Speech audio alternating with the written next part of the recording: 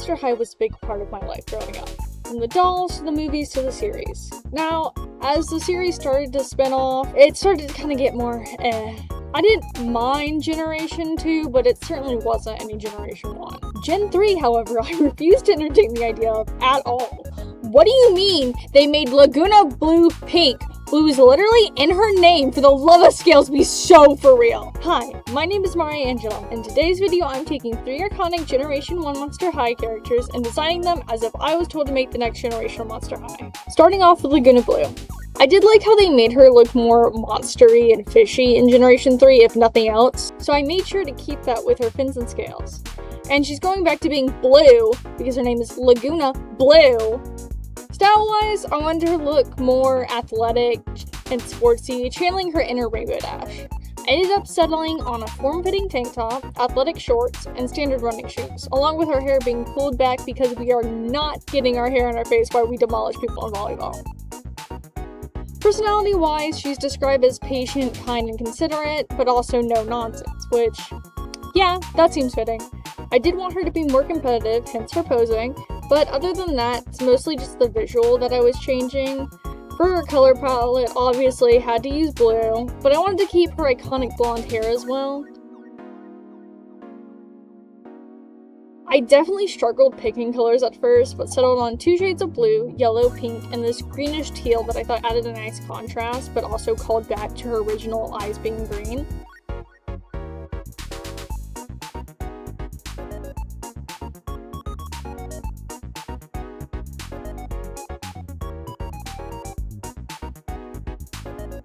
I've also been playing around with my shading style recently, so I struggled a little bit at first, but I think I figured it out past Laguna Blue, and I think that's just about it.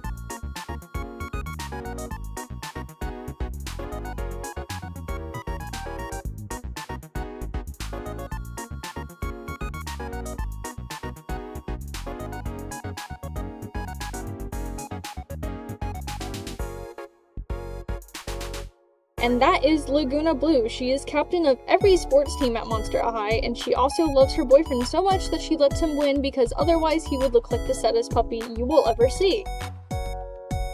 Moving on to Frankie Stein, I think the only thing I liked about her in Gen 3 was the fact they gave her a prosthetic leg. Other than that, I don't like what they did with her. I don't like most of the characters because I think they all give them the adorable personality type and they act more like middle schoolers, and it's pissing me off. Not saying characters can't be clumsy and awkward, that is literally Frankie in a nutshell. It's just the way that they portray it isn't good, like, at all. As for the design, I wanted to bring her color palette back towards green instead of teal because, let's be honest, we need more green characters in media.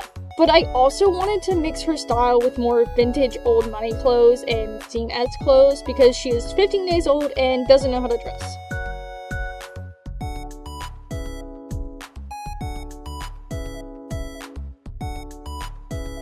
Of course, I'm going to keep her prosthetic leg, including her iconic bolts on it, and a kind of glowy section. Who knows what's in there?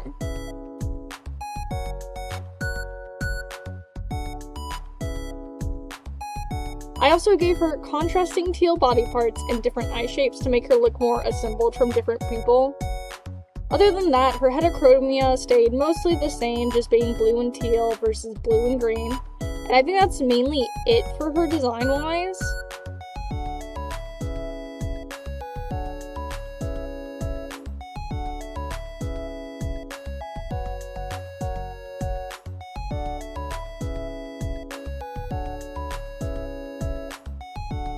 Here is Frankie Stein. If you bump into her, she will completely fall apart and will talk to you about her Tomodachi collection until you either put her back together or run away.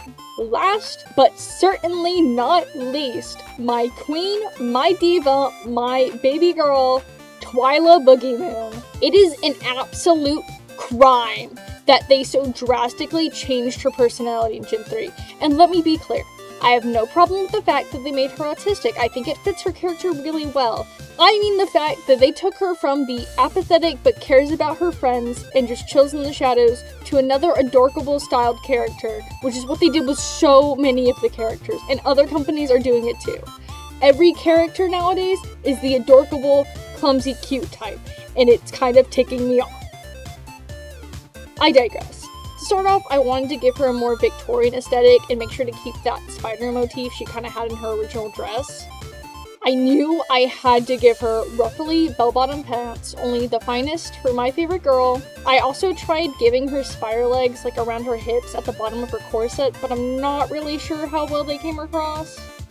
I also decided to give her elf-style ears because, I don't know, it felt right. She deserves to be a little fae-like. Color palette-wise, again, she's mostly the same, purple skin, teal hair, just with an added yellow to contrast.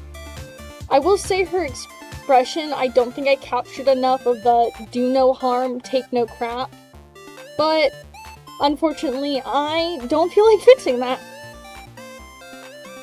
And that is Twyla Boogeyman. She can answer almost every question about anything geology and typography related and will give you nightmares if you bully any of her friends.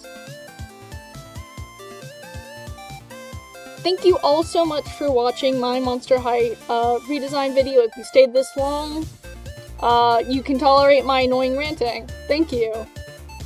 If you haven't already, hit that subscribe button, please, because I need more people to talk to.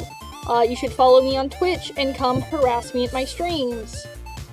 And don't forget to join my Discord server where you can see me crash out about what tier list I think muffins should be in, and also any random bullcrap I decide to come up with that day.